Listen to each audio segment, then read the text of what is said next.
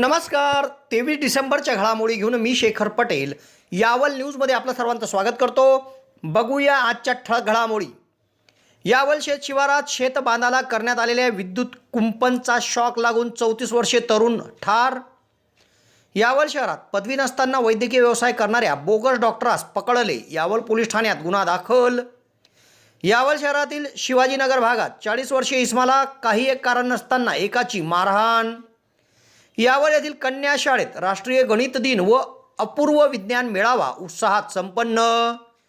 तर यावल शहरातून शनिवारी निघणार श्री साई भक्तांकडून यावल ते शिर्डी पायी पालखी. आता बघूया सविस्तर घडामोडी.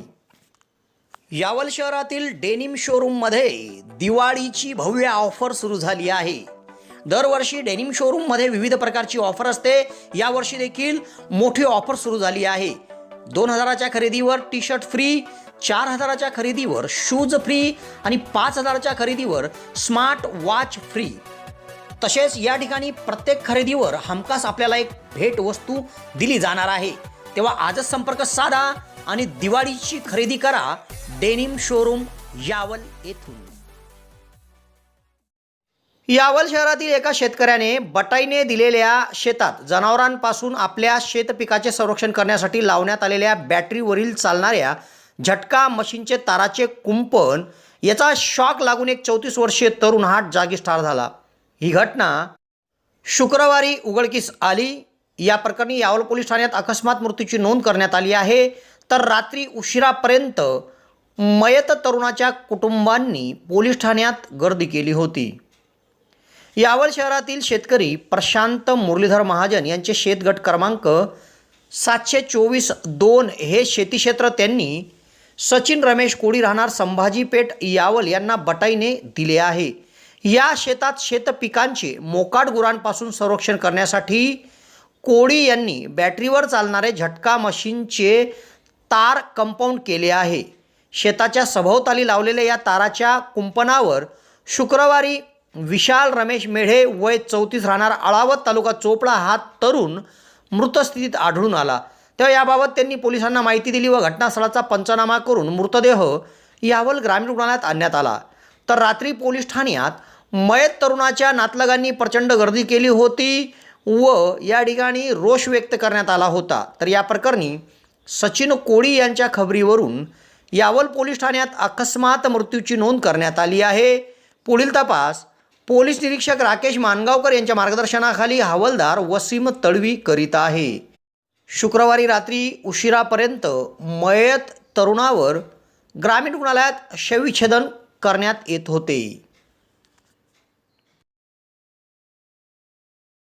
यावल शहरातील नगरपालिकेच्या व्यापारी संकुलात वैद्यकीय पदवी नसताना वैद्यकीय व्यवसाय करणाऱ्या बोगस डॉक्टराविरुद्ध गुन्हा दाखल करण्यात आला आहे. बोगस डॉक्टर संदर्भात गोपनीय माहिती बोगस वैद्यकीय व्यावसायिक शोधणाऱ्या समितीला मिळाली होती. या समितीने त्या ठिकाणी जाऊन पंचासह तपासणी केली आणि संबंधिताला पोलिसांच्या स्वाधीन केले व संबंधिताविरुद्ध यावल पोलीस ठाण्यात गुन्हा दाखल केला. यावल शहरात अंकलेश्वर बऱ्हाणपूर राज्य मार्गाला लागून भुसावळ टी पॉईंटजवळ नगरपालिकेचे व्यापारी संकुल आहे. या व्यापारी संकुलात एका गाड्यात कुठल्याच प्रकारची वैद्यकीय पदवी नसताना डॉक्टर बिजन निमचंद रॉय राहणार धनगडवाडा यावल हे बंगाली डॉक्टर अवैधरित्या वैद्यकीय व्यवसाय करीत आहे अशी गोपनीय माहिती तालुकास्तरीय बोगस वैद्यकीय व्यवसाय शोधणाऱ्या समितीला मिळाली होती. तेव्हा समितीचे सदस्य तथा तालुका आरोग्य अधिकारी डॉक्टर राजू याकूब तळवी, आरोग्य विस्तार अधिकारी ज्ञानेश्वर पाटील, शकील तळवी, अमित तळवी, पंच डॉक्टर सतीश अस्वार, डॉक्टर धीरज पाटील या पथकाने पोलिसांची मदत घेऊन सदर डॉक्टराकडे छापा टाकला.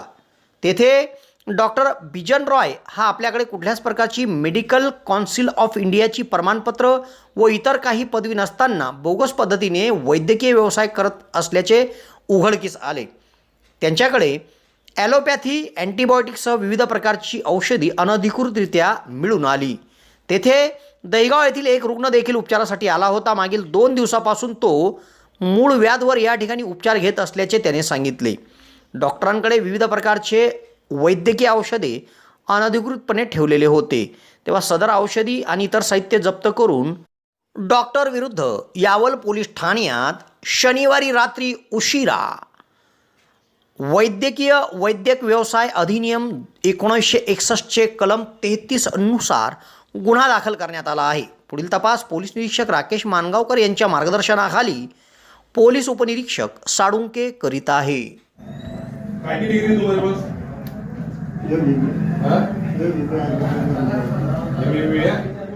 आयुर्वेदिक बहुत विचार होते हैं बीबी बीबी बीबी डिग्री चलती क्या हो क्या चलती किसने बोला तुमको लाइसेंस है तुम्हारे पास लाइसेंस दिए निकाला है लाइसेंस जो रजिस्ट्रेशन रहता है भारत सरकार का महाराष्ट्र शासन का रजिस्ट्रेशन रहता है मी डॉक्टर राजू याकूब तळवी तालुका आरोग्य अधिकारी। आम्हाला अशी माहिती पडली होती की इथं बोगस डॉक्टर आहेत गावांमध्ये। तर आम्ही व्हिजिटला आलो, तेव्हा व्हिजिटला येताना आम्हाला असं निदर्शनास आलं की तो बोगस डॉक्टर प्रॅक्टिस करत होता। त्यासोबत एक पेशंट बी आढळला। त्या पेशंटला आणि त्या डॉक्टरला पकडलेलं आहे। त्या आमच्यासोबत आम्ही इन्स्पेक्टर PSI आणले होते। त्यांनी पुढची कारवाई करतील असं त्यांनी सांगितलं। आम्ही त्यांना फिर्याद दिलेली आहे। या कारवाईमुळे यावल शहर व तालुक्यात एकच खळबळ उडाली आहे।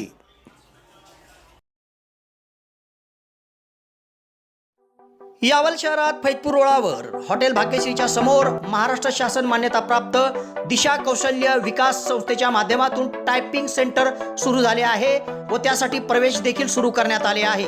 यासाठी शैक्षणिक पात्रता 8वीच्या पुढील असून या ठिकाणी मराठी कॉम्प्युटर टायपिंग आणि इंग्रजी कॉम्प्युटर टायपिंगचा कोर्स दिला जाणार आहे व त्यासाठी बस पासची सुविधा देखील उपलब्ध होणार आहे। तेव्हा प्रवेशाकरिता संपर्क साधा फैजपूर रोड हॉटेल भाग्यश्रीच्या समोर दिशा कौशल्य विकास संस्था यावल। यावल शहरातील शिवाजीनगर भागात एका 40 वर्षीय इस्माला काही एक कारण नसताना घराच्या बाहेर एकाने शिवीगाळ करून मारहाण केली। तेव्हा या प्रकरणी यावल पोलीस ठाण्यात एका जणाविरुद्ध तक्रार नोंदवण्यात आली आहे। यावल शहरात शिवाजीनगर आहे। या शिवाजीनगरात रवींद्र प्रभाकर भगत वय 40 वर्ष हे आपल्या घराच्या बाहेर उभे होते। त्या ठिकाणी गिरीश देशमुख याने येऊन काही एक कारण नसताना त्यांना शिवीगाळ करून चापटाबुक्क्यांनी मारहाण केली। तेव्हा रवींद्र भगत यांनी याबाबत यावल पोलीस ठाण्यात काही एक कारण नसताना आपल्या घराच्या बाहेर आपण उभे असताना गिरीश देशमुख राहणार देशमुखवाडा याने येऊन आपल्याला शिवीगाळ करून चापटाबुक्क्यांनी मारहाण केली म्हणून तक्रार नोंदवली आहे। या घटनेच्या साक्षीदार आशाबाई रवींद्र भगत असल्याचे पोलिसात दिलेल्या तक्रारीत नमूद आहे।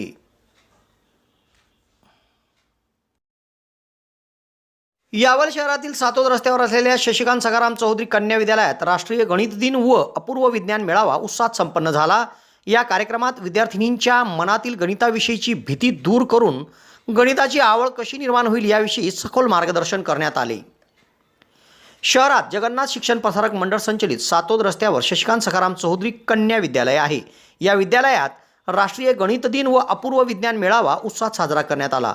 राष्ट्रीय गणित दिनानिमित्त शाळेत शिक्षण घेतलेली संस्कृती नेमीचंद फेगडे ही MSc मॅथची विद्यार्थिनी हिने भारतीय थोर गणितज्ञ रामानुज यांच्याविषयी माहिती विद्यार्थिनींना सांगितली व विद्यार्थिनीच्या मनातील गणितविषयीची भीती दूर करून गणिताची आवड कशी निर्माण होईल याविषयी तिने विद्यार्थिनींना मार्गदर्शन केले।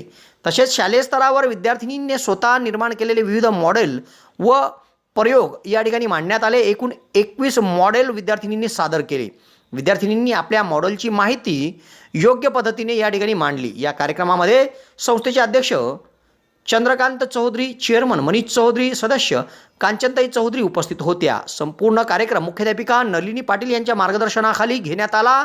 या कार्यक्रमाच्या यशस्वीतेकरिता शिक्षिका भारती नेते, शैलजा चौधरी, संगीता बारी, शोभा इंगळे, ललिता नागपुरे, मोहिनी चौधरी, शिक्षकेतर बंधू अनिल चौधरी, प्रमोद चौधरी, सुरेश सुरवाळे, विजय घोडके यांनी परिश्रम घेतले।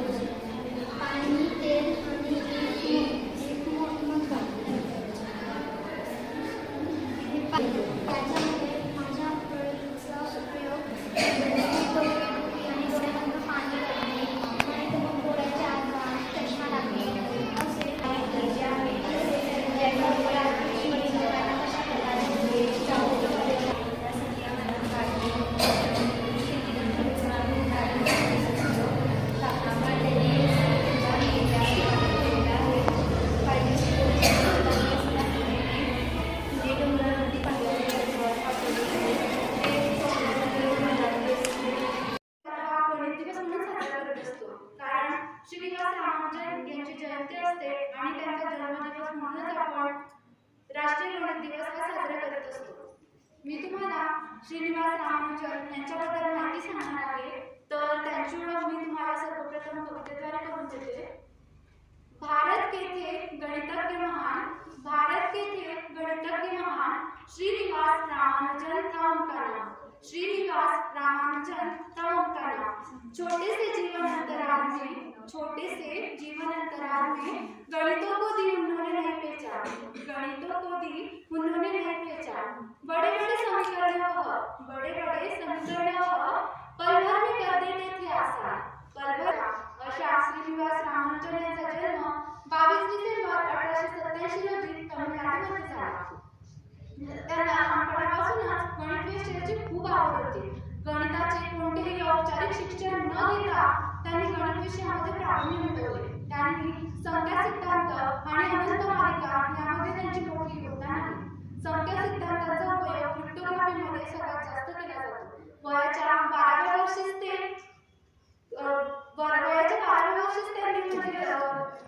नव्हते. त्याचा परिणाम असा झाला की 11वीत एकदा आणि 12वीत 2 वेळेस ते नापास झाले आणि संशोधनाच्या वर्तुळात त्यांचे नाव लौकिक झाले. त्यानंतर 1913 साली त्यांनी केम्ब्रिज ट्रिनिटी कॉलेजचे अध्यक्ष प्रोफेसर हार्डी यांच्यासोबत त्यांनी पत्रव्यवहार सुरू केला. हार्डी सर हे खूप मोठे गणितज्ञ होते आणि त्यांच्याकडून मार्गदर्शनाची अपेक्षा श्रीनिवास रामानुजन यांनी व्यक्त केली होती. लवकरच त्यांना इंग्लंडला जाण्यासाठी स्कॉलरशिप मिळाली आणि 17 मार्च 1919 होते.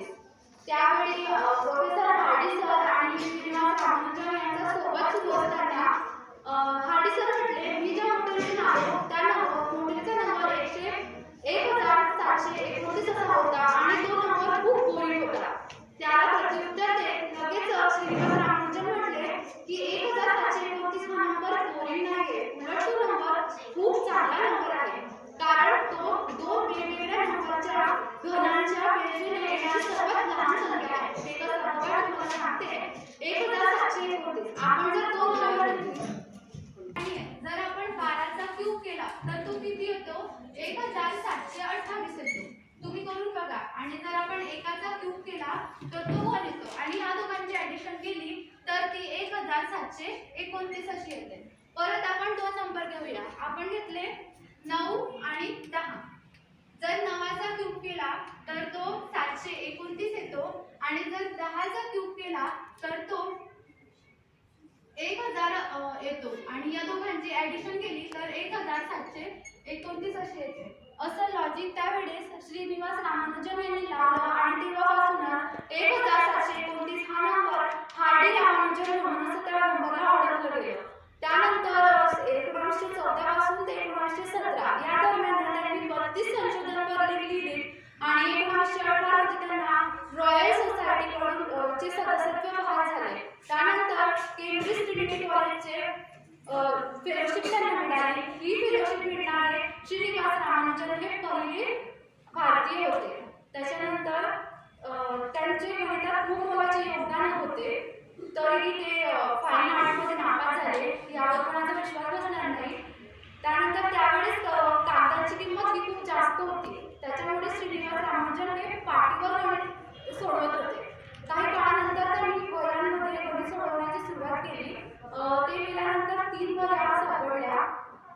त्यात पहिल्या वहीत 351 पाने होती आणि त्यात 16 धडे वाचता येतील समजतील अशी होती आणि बाकी उर्वरित हे मजकूर हा अस्पष्ट होता. त्यानंतर दुसऱ्या वहीमध्ये 256 पाने होती. त्यातली 21 पानं स्पष्ट होती आणि बाकी 100 पानांवरील मजकूर हा वाचण्यासारखा नव्हता. आणि तिसऱ्या वहीत 33 पाने अस्पष्ट होती. त्याच्यानंतर ते भारतात परतले आणि त्यांना क्षयरोग झाला होता आणि ते अंथरुणातच खिळून राहिले आणि वयाच्या 32व्या वर्षी 27 एप्रिल 1920 रोजी त्यांचे निधन झाले. आणि त्यांच्या निधनामुळे आपल्या भारतीयांनाच नाही तर पूर्ण गणित विश्वाचे नुकसान झाले. त्यामुळे गणित हा खूप इंटरेस्टिंग सब्जेक्ट आहे, लॉजिकल सब्जेक्ट आहे आणि आपण गणिताची आवड निर्माण करून घ्यायला पाहिजे. तुमच्यापैकी कोणाला गणित हा विषय आवडत नाही? हात वरती करा, प्रामाणिकपणे सांगा ना. ती शेवटची पण बोलत होती. हा, तिने हात वरती केलाय, ती पण बोलत होती. संख्या तर जास्तच आहे. तुम्ही गणिताची आवड निर्माण करून घ्या. तुम्हाला कसं गणिताची येईल आणि समजेल पण, कारण मैत्री सगळ्यांनाच आवडत असते. त्यामुळे गणिताची मैत्री केलीच पाहिजे. आणि गेल्या 5-10 मिनिटापासून तुम्ही मला शांतपणे ऐकून घेतलं, त्याबद्दल तुमचे मनपूर्वक आभार. आणि माझे 2 शब्द संपवते आणि थांबते. थँक्यू. पावडर क्लॅप गो. यावल शहरातील श्री साई भक्तांकडून सालाबादाप्रमाणे यावर्षी देखील यावल ते शिर्डी पायी पालखी काढली जात आहे. आज शनिवारी सकाळी श्री साईबाबा मंदिरातून भव्य शोभायात्रा शहरात निघेल. त्यानंतर पालखी शिर्डीकडे रवाना होईल. रस्त्यात 8 दिवस मुक्काम केल्यावर 31 डिसेंबर रोजी सदर पालखी शिर्डीत दाखल होईल. यावल शहरातून दरवर्षी श्री साई भक्तांकडून यावल ते शिर्डी पायी पालखी काढली जाते. तेव्हा यावर्षी देखील आज शनिवारी ही पालखी शिर्डीकडे रवाना होत आहे. तत्पूर्वी येथील श्री साईबाबा मंदिरात सकाळी 6 वाजता श्रीच्या मूर्तीचे अभिषेक, मंगलस्नान, पादुका पूजन केल्यावर 8:30 वाजेला ध्वजपूजन करून पालखी पूजन होईल व श्री साईबाबांच्या पादुका पूजन करून सवाद्य शहरात मिरवणूक निघेल व पालखी शिर्डीकडे रवाना होईल. रात्री धानोरा तालुका चोपडा येथे मुक्काम केल्यानंतर पालखी चोपडा तालुक्यातील वेले, अम्मनेर, फागणे, झोळगे, चौडी, जळगाव, सावरगाव, कोपरगाव असे मुक्काम करीत 31 डिसेंबर रोजी श्री साईबाबा मंदिरात दाखल होईल. तेव्हा या श्री साईबाबांच्या पालखीच्या उत्सव समितीच्या यशस्वीकरिता पालखी उत्सव समितीचे अध्यक्ष संजय गोविंद पाठक, पालखी अध्यक्ष हिरालाल रघुनाथ सोनार, महेश भगवान महाजन, गणेश सुरळकर, हर्षल मोरे, अनिल कोडी, बाळा कोडी, राहुल कोडी, सागर महाजन, दीपक वाघ, पंकज कोडी आदी साई भक्त परिश्रम घेत आहे. तर या साई भक्तांच्या वतीने यावल शहरातील श्री साईबाबा मंदिरात 3 जानेवारी रोजी पालखी शांतीचा कार्यक्रम घेण्यात येईल. त्याच दिवशी सायंकाळी 7 वाजेपासून मंदिरात भाविक भक्तांना महाप्रसादाचे वितरण केले जाईल. तेव्हा भाविक भक्तांनी याचा लाभ घ्यावा असे आवाहन करण्यात आले आहे.